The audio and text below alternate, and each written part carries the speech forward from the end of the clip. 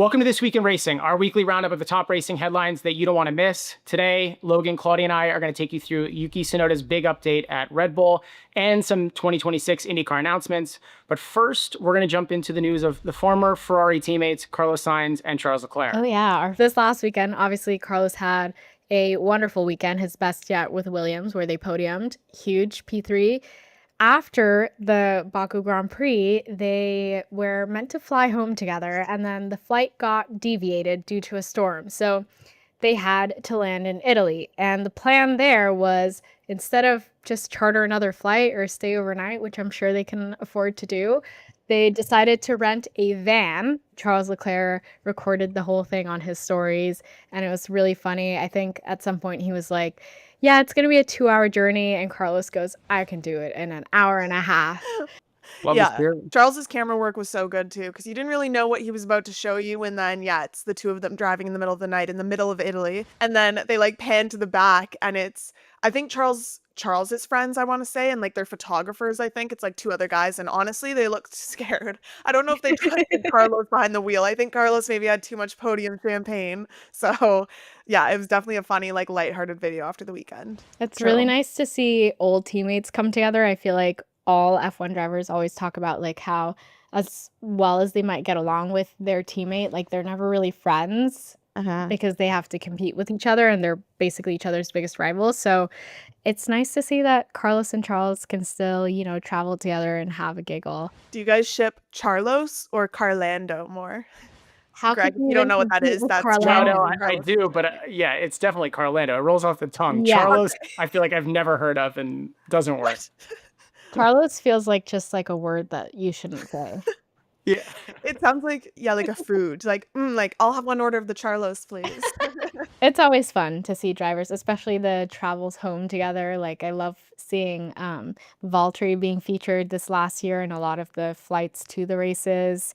Love the private jet content. Well, speaking of teammates gelling, I don't know if you guys saw Scotty Mack putting out words that he's got to learn now that he's got a big new teammate, but Lil Dave is now moving up to Team Penske in IndyCar, which is a huge bit of news for David Malukas. He obviously was at McLaren.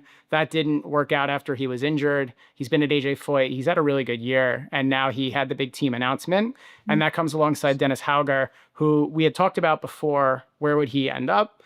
And he's now ended up with Dale Coyne. So yeah, we've had a lot of movement in the IndyCar over the past couple of days. So silly season is definitely happening there. But I'm very excited for David. I think he deserves it. I think we're going to see a whole new Mr. Malukas in the 2026 season. It's going to be crazy. He's going to grow a beard. I think it'll be nice to see David in a more mature kind of driver role, if that makes sense. Like I think this is a really big step up for him, and it's going to be interesting to see how he evolves in, obviously a bigger team and how the higher expectations might sit. I agree, but I also kind of hope he brings his playful side.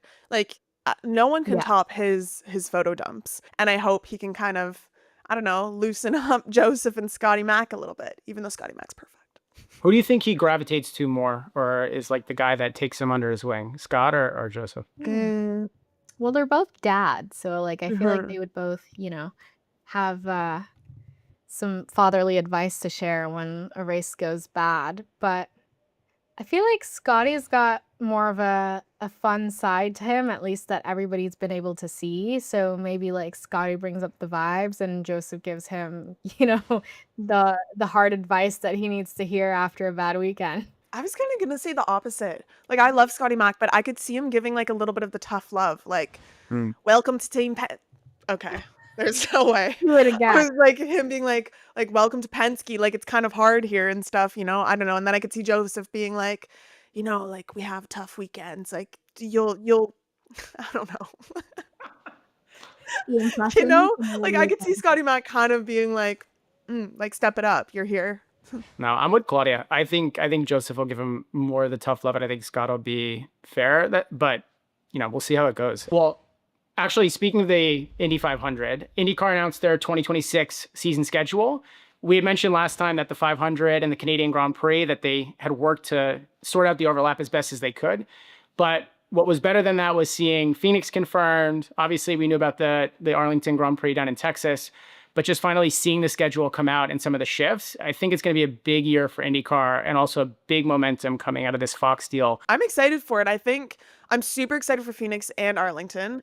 I'm kind of sad that Nashville's not the finale anymore. I just felt like that was such a great close. It's such a fun place for post-race activities, but also just I think that the Nashville Superspeedway was a great track and a great circuit for fans, for the drivers. It's such a fun environment. So I was kind of sad to see that that's just in the middle of the season now, but I think having Laguna Seca would be a good closer, so we'll see. Looking at the details of this, that Nashville race is actually now going to happen after the FIFA World Cup finale and trophy ceremony. And if you've been following kind of how different series are pegging their viewership numbers, Formula E, they followed an NFL game with their Mexico E-Prix, and they were able to bring in 11 million viewers.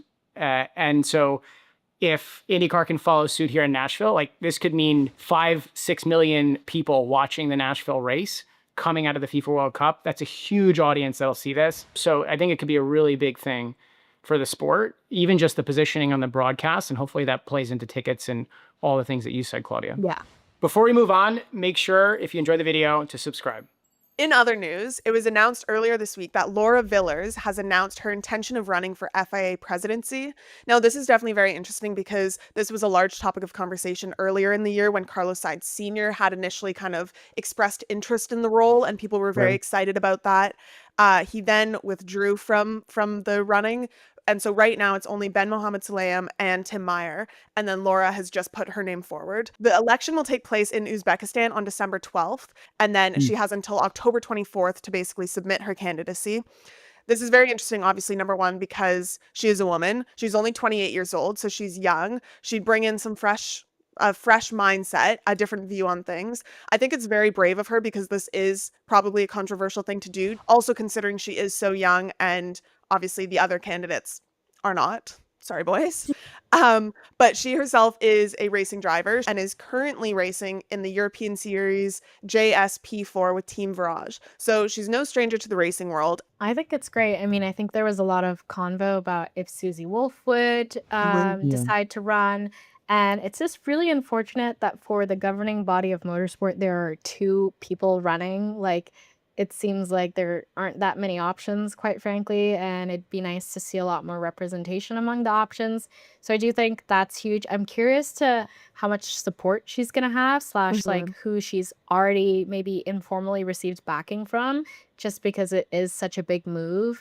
This role affects way more than just Formula One. Like F1 is 3% of the events that the FIA oversees, period. I mean, obviously you see it and it's so in your face when you watch an F1 broadcast, but they're involved with so much more than that, that having someone who's a bigger name, who's been around the block is important. She also said in a quote here, she said, "My ambition is a governance that is more democratic, more transparent, more responsible, and open to women and new generations.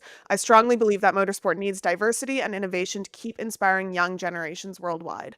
I think that's very exciting, whether she gets it or not. Again, I think it's just a breath of fresh air to have a young female put herself forward. It's very brave, as we keep saying, and I hope she gets it, or I hope it just creates waves and creates openings for other women to feel like they have a say as well. Well, before we get into our big Red Bull story, let's run through a few honorable mentions that you may have missed. So first and foremost, Christian Horner settled with Red Bull to officially exit the team before his contract was up in 2030. Now, we've all known that this was coming, so that's not big news, so to speak. But he did take home a $70 to $100 million payday. So if he needs my mailing address for a birthday present, Christian, I'll send it to you. Moving from F1 to F2, Dino Beganovic secured his maiden win. The high-tech TGR team took home their first win at the Baku sprint race this past weekend. So congrats to Dino and the team for a big accomplishment. And then last but not least, Denny Hamlin and his teammate Ty Gibbs went head-to-head in New Hampshire. I'm not sure if Denny ever got the Papaya Rules memo, or maybe he just sent it to spam, but just take a look. I go for a championship. What the? Oh, yeah. Oh, boy. The front end of Hamlin. Okay, and then our last story of the day is about Red Bull and Red Bull's second seat. I feel like this is always a constant topic of conversation, but recently there's been rumors that Hadjar and Max are currently the only two Red Bull drivers, so that includes Red Bull and Racing Bulls, They're the only two drivers that are confirmed for the 2026 season. So the big question is basically who's going to fill those empty seats. Is Liam going to stay? Is Yuki going to stay? Hopefully Yuki does, but the big rumor is basically that Arvid Lindblad, who is racing for Campos in F2 right now, is that he's going to be coming in. Laurent Mekies was asked about it, and he's kind of like dodged the questions. He hasn't really confirmed nor denied what's going on. So I don't know. Apparently he was asked if Arvid would be going to Racing Bulls, and he kind of said like, ask Helmet, that's not me anymore. So I just feel really bad for Yuki's career, like as a whole. It's just been disheartening to watch. Obviously, he's a talented driver. He can be really fast. It's just like so sad that we've been waiting for his promotion to Red Bull for so long, and it came under like kind of a weird situation and a mid-season driver swap. And I just don't think he had, time in the off season to meet the team and like work with engineers and get to know the car, drive the simulator to really succeed in the role the way he might have been able to had it been a bit more of like a natural transition up. I do hope he stays. It'd be really sad to see him leave. I do think that it likely will be Yuki and Lawson in the Racing Bull seat. Again, unfortunate that Yuki's finally been able to make this jump, and then to be, depromoted again is not great. But I just feel like Arvid's really young and a great potential talent for maybe 2027, but he hasn't had like a crazy stellar, year that I think it would have made it really appealing for them to do the swap. I think they now know that they need to maybe relax on taking the risks and build a good environment, I think, for the drivers to be able to succeed in. It'll be interesting to see how the rest of the season plays out. I hope Yuki stays at Red Bull again, I think, and I kind of hope Isaac stays at V-Carb, not for any other reason other than the fact that he's performing well right now, so don't fix something that's not broken yet. And I feel like I've been seeing quotes, I have no idea how reliable they are, that Isaac's been like, no, like I want to stay at Racing Bulls, like I don't want to go to Red Bull. I'm good. Go Yeah. get that guy. Like if Helmet calls, don't pick up. Like put that number on your block list. Like He's call screening. That's it. on that note, last week we had a poll, and we asked you guys if you think that F1 should implement more sprint races, and 70% of you guys said no more, which I was surprised about because I think all three of us were kind of like, we were pro sprint race. But this week, we're wondering if you could only keep one driver, which one would you be keeping in F1? Would you keep Liam or would you keep Yuki? So you got to be cutthroat. Pick a favorite. And with that, that's our show. Let us know if you think there's any headlines that we missed. And we just started channel memberships, so be sure to sign up for exclusive content, polls, etc.